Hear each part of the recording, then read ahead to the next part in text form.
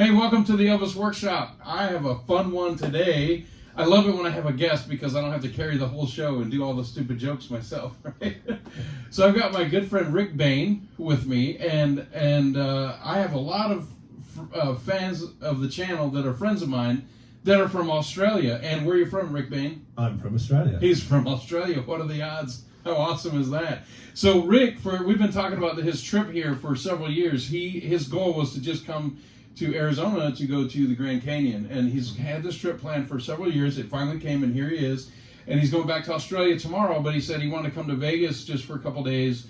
And I said, man, you got to be on the show while you're here because they have so much fun stuff to talk about. He's a great Elvis fan, and he's one of the most renowned, well-known. Well, I don't know how well-known you are for this, but one of the most renowned movie poster collectors literally in the world. He's one of the probably top 20, I guess. Well, that might be exaggerating. No, he's up there, number one to me.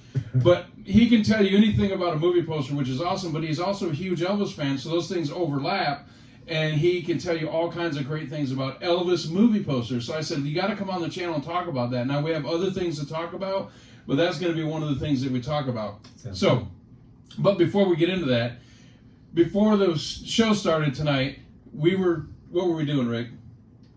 We were playing old Sun 45s. We were playing original Sun 45s and 78s. And it's the first time I've ever got to hear them in their original format, and to hear them that way, it's just like that's how rock and roll started. We even went back to Rocket 88. We played a 78, a Rocket 88, a real one that I have. And not just Elvis, but Jerry, there was Carl Perkins, and then That's All Right Mum and Mystery Train, and to hear those songs in the original format, the way they were supposed to be heard, was just fantastic. Isn't that great? Yeah. Now I played a fake one, a reproduction 78 of That's All Right, and he immediately knew. He said, that's not real. Yeah. But then I played a real 78 of That's All Right. He said, oh shit, that's real. But the history crackle at the start wasn't overwhelming, but it was enough to know it's original, and you get diluted through the Spotifys and the CDs, and they might all sound pristine and perfect, but to hear the original format like that is fantastic. And well, what I love about it is that when I hold it like this, like the Rocket 88 on the chest label, and I should have had it out, it's over there and I can't get it, but I'll put a picture of it up here. The Rocket 88 78, that thing is from 1951, and to think that some probably teenage kid bought that new in 1951, and it's lasted all these decades. And I have it, and it still sounds great, but just to think about that kid or teenager, maybe young adult, that bought that in 1951 and played that for the first time, and now it's mine, and I play it, and it's the original number one hit R&B song on that same disc, and it still sounds just as fresh to this day, and I just love to play that. It sounds so good. It's effectively the start of rock and roll. Sure, and absolutely.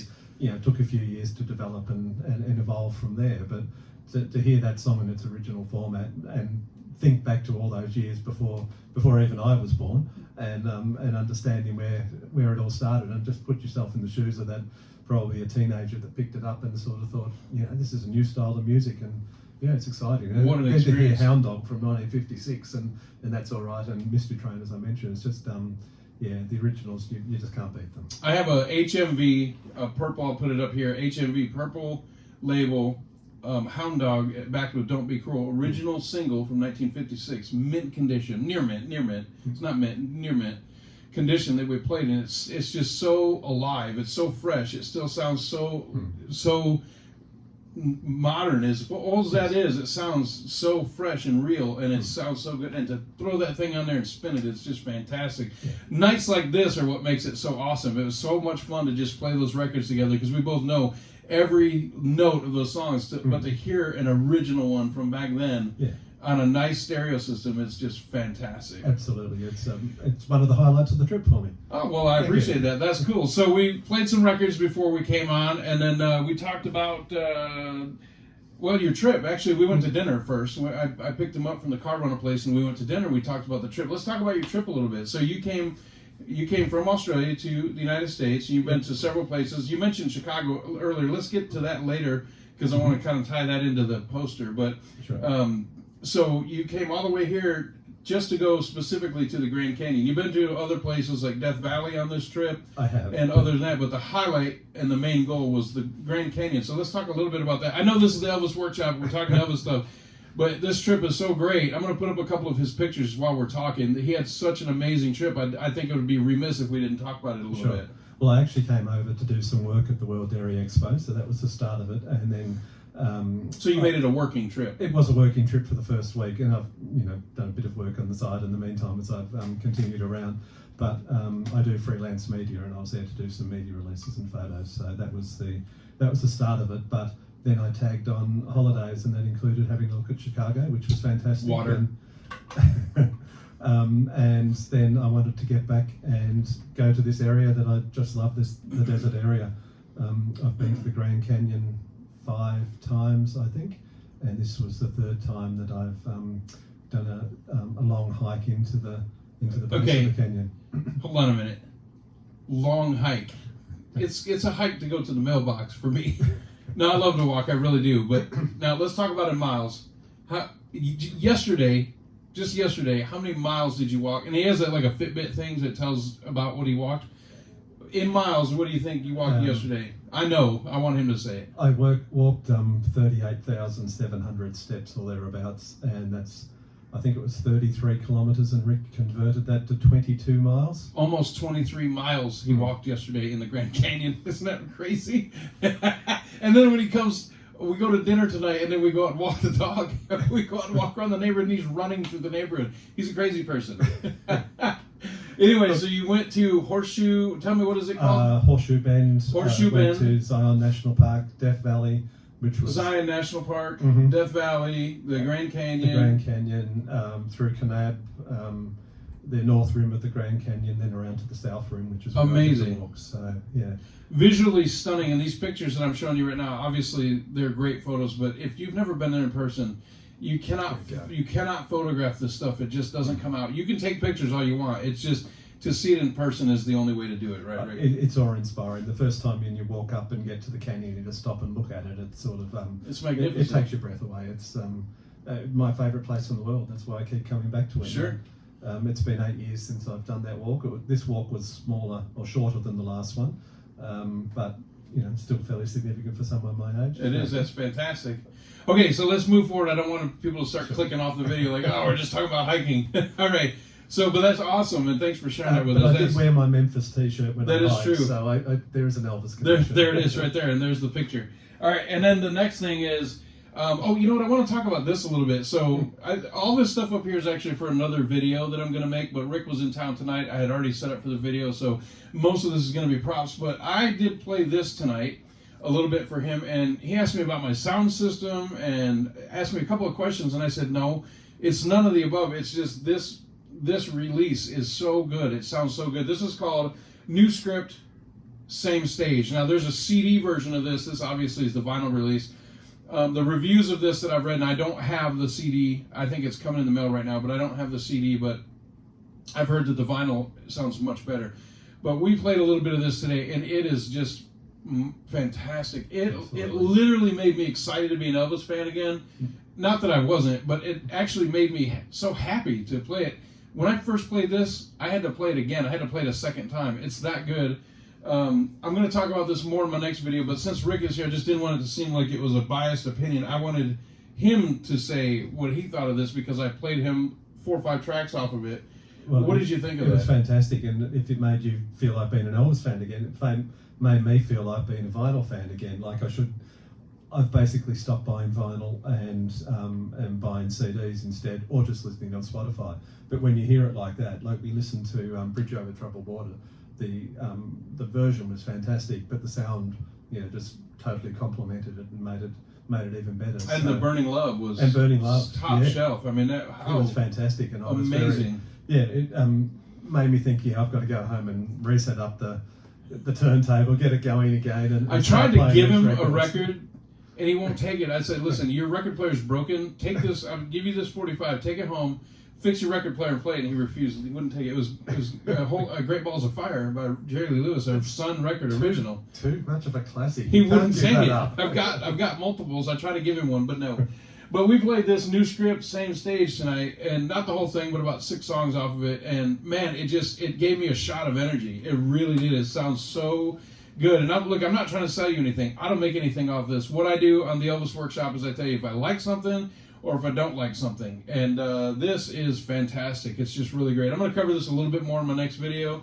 I just wanted to talk with Rick about it since he's here. So yeah, I agree. Really good sound and an excellent album with some great performances on it from what I've heard.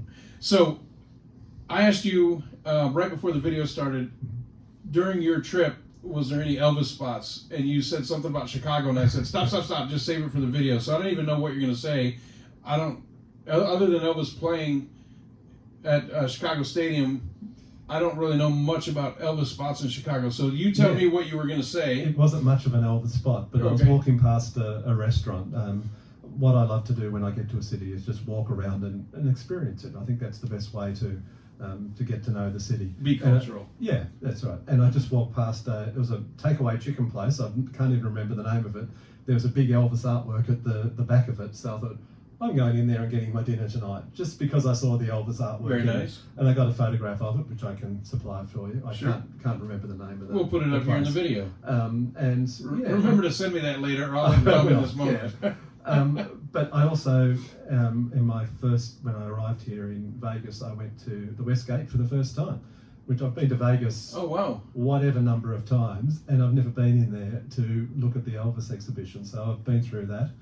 But I'm always on the lookout for Elvis stuff wherever I go, whether there's a poster in the background or a record for sale or just an image somewhere. So I take photos of everything I see there, and I'll put them all together one day and sort of Elvis, King of the Whole Wide World sort of thing, because no matter what country you're in, you'll find something from Elvis, and I've got photos from Austria, Germany, France, and whatever, where you've just some little connection with Elvis, and so wherever I go, I take those photos. Excuse me. So, okay, with that, let's go ahead and get into the main topic of me wanting you on the show tonight, is posters. Now, you specialize just in movie posters in general, and specifically horror films, right? Or so. Maybe feel free to correct me. Yeah, but I know that you also are a huge Elvis fan, so you also do that. So you told me right before the video started, that you picked up a little gem. So why don't you tell us about that, and then we'll get into the posters a little bit. Okay, well, I've just, a guy that I know has got a Double Trouble original Australian one sheet, so I've got that on order, and I'll get it when I come back. I've got, Australian posters are different to American posters. We've got something called... What's different? The artwork? Sometimes the artwork. The title? No, the titles are usually the same, but the artwork can be different, substantially different, sometimes better, sometimes worse, I'm afraid. And ever upside down? No, not upside down. We're not all down under. But they're also... I couldn't help it. I had to get one of those in during the video.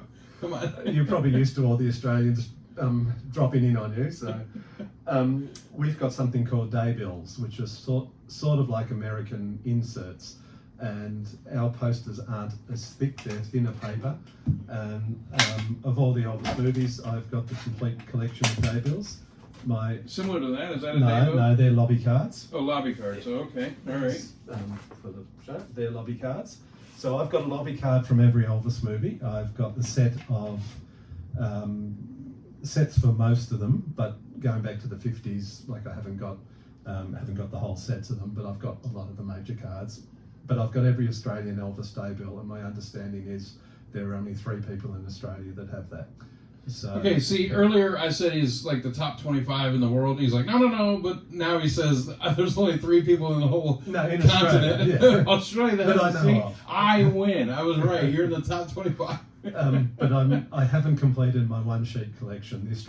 The one sheets are the similar size posters to what you see now, about 40 inches by 27 inches.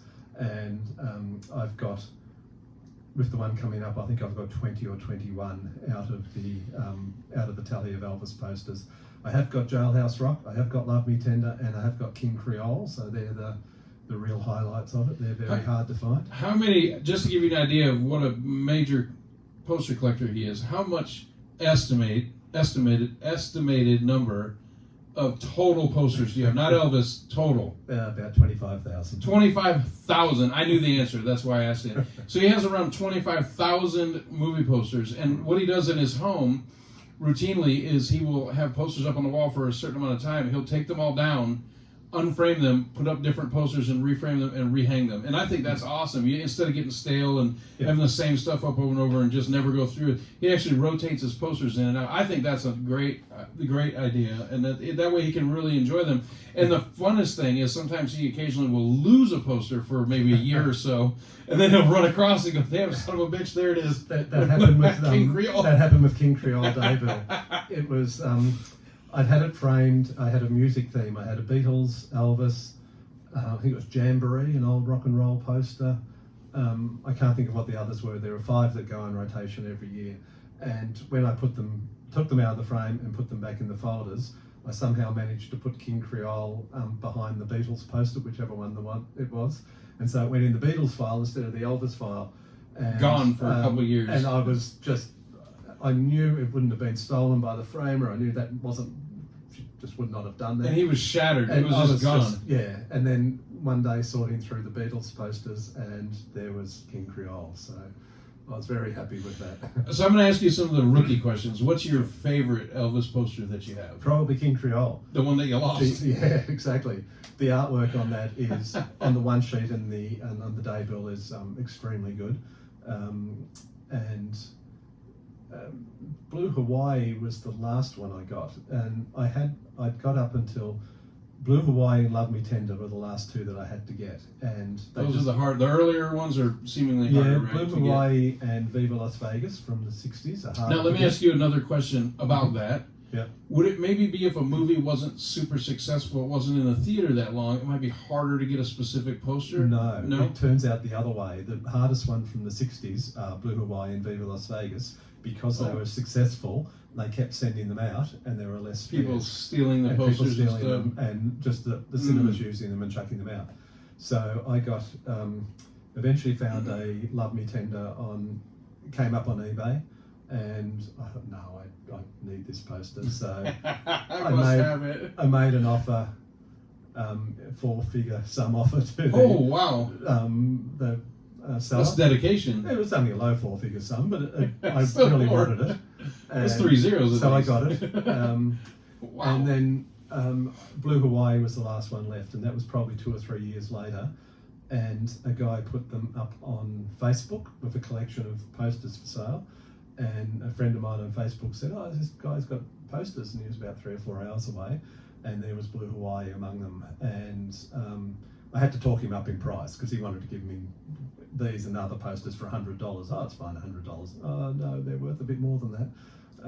Wow, so, nice. Yeah, well, you know. Are there any that you don't have that you're still hunting? Yeah, Elvis. I'm talking just Elvis. Yeah, Elvis. The one sheets I've got. I need Loving You. I need GI Blues. I need Blue Hawaii. I need Roustabout. Let me think what else I need. I like the Roustabout. I haven't got the Australian Stay Away Joe, but I've got. If I don't have Australian, I tend to have American. The only one sheets I don't have of either American or Australian or English is Loving You. And do you collect the European ones as well, or just English quads? And I've got probably a couple of 100 quads overall, mainly horror ones, and I've got some really nice horror ones. But the Elvis ones are really good artwork. The English quads are great art, and I've got probably 10 or 12 Elvis ones there, and yeah, they're really nice posters. It's really interesting. It's what a hobby that is. I mean, everybody has their little thing, maybe CDs and vinyl, bootlegs or FTDs or whatever. But to specialize in, and he has other stuff too. He has FTDs and stuff like this, but he really focuses and specializes on movie posters in general, not just Elvis, but because he's an Elvis fan, of course, he's always on the hunt for those. So that's getting the Elvis completed daybill collection was really a priority. I wanted to do that. I didn't think I'd ever get to the one sheets, but then Love Me Tender came up and I got it, and Jailhouse Rock and King Creole, as I said, so they were really good purchases. But Loving You, and I just don't see any others come up, and then the guy that's got the Double Trouble, which isn't worth a great deal of money or anything, he also had a roustabout, but he'd already sold that before getting to me. It's like so I missed that. hanging in front of you. You can see. And So do you have any posters signed by anybody, like directors or stars in the movie or anything like? And it doesn't just have to be Elvis, but not do you have Elvis, but I've got like The Exorcist signed by Linda Blair when I met her. Oh, very nice.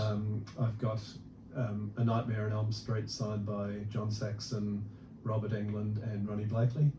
And I've got Night Shift signed by Henry Winkler, and I purchased that on eBay, sort of guessing, no idea if it was. Oh wow! And I follow Henry Winkler on Twitter. Yeah. So I thought I'll ask him, and so I wrote a message and said, "Does this look like your original signature? I purchased it and I don't know," thinking he'd never respond, and he did. Wow! And he said, "Yes, that looks like mine. Wow. Thank you for buying it." So you got a COA from the Fonz. Got an actual COA from him. Yeah. That is awesome. Also, another thing, this is not a movie poster, but he actually got to meet and have a drink. Now, he doesn't drink, so he just had orange juice. Clint Eastwood. Yeah. How cool is that, right? And I've got a signed autograph. You got an autograph from Clint. Yeah. How cool. So, speaking of movie, because movie poster, I mean, come on, that's one of the biggest movie stars of all time. Yeah, and I've got the Fistful of Dollars posters, the Dirty Harry posters, all those sort of things. Did you talk movie posters with him? No, you were just there for a few minutes with him. Very brief, Yeah. an introduction. Hi, the guy that introduced me, and they got to their dinner and I went out. So, Sure. But that's all I wanted. So you didn't make a nuisance of yourself No, like I would this was back in 1986, and he had just finished making Heartbreak Ridge. Oh yeah. And so he's a gunny sergeant in that movie. Yeah, that's right. And so he was looking fit and strong, and he's still going well now too. Yeah, 92, 93, something like that area. Into the 90s. Well into the 90s, yeah. So, anything else about the movie posters we should know? Oh, I want to tell you this. I don't want to flood his Facebook, but if you have any questions about a movie poster, he'd be more than happy to answer you because it might lead to something for him down the road. You never know. Well, if anyone's got one to sell, sell, or if you just have a question, or you want to say, is this one real or not? We were actually talking about that earlier, that sometimes the fake ones look better than the real one, or wear and tear and patina, but the real one is so nice to have a real one, like the real Sun 78s and 45s we were talking about. So if you have a question about a movie poster, if it's legit, if it's fake, if it's a reprint, if it's a first edition, second edition, something like that, this is your man. So his name is Rick Bayne. I'll put it up here on the screen. Look him up on Facebook. He's a very friendly guy. He'll be more than happy to answer your questions because it may lead to something that he might want to pick up from you too. So it helps both people. So if you have questions about anything movie poster related, this is your guy right here. I mentioned about paying more than $1,000 for the Lovely Tender. There's another guy that had a Double Trouble one sheet, and he wanted $2,000 for it. And he also had a Dr. No one sheet, and it was a reissue. And I said to him, "Oh, it's a reissue." And he wanted $2,000 for that. I said, "No, if it's original, yeah, but it's a reissue. It's worth $100, $200, and Double Trouble's worth." This was back 10 years, $100, $200. That's all it's worth. It's never going to be worth more than that because it's Double Trouble. It's not Jailhouse Rob. It's not King Creole. It's Double Trouble. And so let's be serious. Yeah, I was never going to pay $2,000 for a Double Trouble poster, and so I eventually got one now for $200, and that's a reasonable price. The guy's a dealer, and he'll make a profit on it, and that's fine. But that's about what it's worth. So, but the 50s ones are the most desirable. Because, and then probably GI Blues, Blue Hawaii, and Viva Las Vegas, the early 60s ones. The later 60s, they go fairly cheap. Clam bacon, Double Trouble. So he might be able to help you appraise a poster too. Yeah, don't take advantage of him, but if you have a question, not 500, but if you have a question, he'd be happy to answer it for you because it might help both parties. So hit him up if you have any questions, and he can help you out with that. Happy to help. Yeah. So you're going back to Australia tomorrow. Are you excited about that 27-hour flight? Hell no. That's going to suck. It's getting harder every year. I'm a freelance writer, and so I work on my own, and I decided about 13 years or 12 years ago or something now that I needed to take a holiday every year. And the first time I did that, I went to Queensland in Australia and constantly got interrupted for work. And so I thought if I went overseas, I'm on a different time frame. If I have to do a bit of work in the evening, that's not a problem to me. I'm happy to do that. But if I if I'm on a different time zone, I don't get interrupted during the day, so I can do my travel during the day, and I'll do an hour's work at night or whatever. And you know, there's no income coming in if you don't work. So, Sure. You know the best doing part that. about your flight tomorrow? When it finishes. Adam Taylor won't be on the plane with you. Hello, Adam. I think Adam sent No Adam on the flight. I think Adam sent I did really enjoy watching your show recently with Adam, Warren, and Martin. Yeah. And when I was watching it, And we had a New Zealander on there. oh, Shane, of course, yeah, Shane. Well, New Zealand, yeah. Yeah, you can smell it from here. But when I was watching it, I sort of felt jealous, thinking, "Oh, these Australians and New You missed it Zealanders." by like a week and a And half. I was only man, a few 2 weeks away, Yeah, and 2 it was weeks. sort of like it just wasn't, didn't work Wasn't meant out to that be. way. And We can only fit so many Australians in one room at a time. well, we do appreciate the fact that this is a great show that you do. I enjoy watching it, and the fact that I can go on it is I appreciate it. Thank Isn't you. that cool? You know, I've had several people. One of my favorite things about doing this show, and it totally happened by accident. This show just kind of happened. Is that people walk in here and they go, "Holy crap! This is the Elvis Workshop. I'm actually in the Elvis Workshop." And I've That's had exactly people, what I said. That's exactly what he said tonight. He said, "Oh wow, we're in the Elvis Workshop." I had a guy come in here one time, and he said, "This room is famous on the internet." I thought that's funny. All right, cool. But no, I just went to Denmark. I just came back and had my Aussie friends here a couple weeks ago, and you just missed it. He's had this trip planned for a couple of years, and just missed being here in the same weekend by a couple weeks. That would have been so much fun. It would have been fun to have everybody here together. So I'll have to get inspired to do another Grand Canyon walk. well, maybe you can come back next year. I think they're all planning another They trip were next talking year. about it. I heard. Yeah. So maybe you can come back next year. I've met Adam, but I haven't met Warren. I haven't met Shane, and I haven't. So met, sorry to hear Martin, that. so- So you can take shots at Adam anytime we can. No, I couldn't do that. Anyway, so look, we'll wrap it up for today. I don't want to bore anybody to tears. We're just sitting here as friends talking at this point and kind of getting away from the show. So thank you for coming on the show. Thank you for having me. I was excited to talk to you about the movie posters for a long time. And listen, that's one of my favorite things about you is your massive collection. Anytime I have a question about it, I just shoot it off to you and you answer right away. And he's always enthusiastic about it, which I love. It's great to see somebody with their own hobby that they're so enthusiastic about it. It gives me energy because of your energy. And I talked him into making a YouTube channel once, and he did it for a little while, and I think he quit, and you gave up on it. I didn't like seeing myself on He YouTube. doesn't I like do travel things, and I put some Elvis photos and songs together. Yeah, but when those are good. I like those. Yeah, and a couple of them had more than 1 million views. Yeah. So, which is That pretty is crazy. remarkable. But they're just things I like to do, and then I like to put travel photos together, and I'll do one eventually with all the Elvis things from around the world that Sure. I've picked up,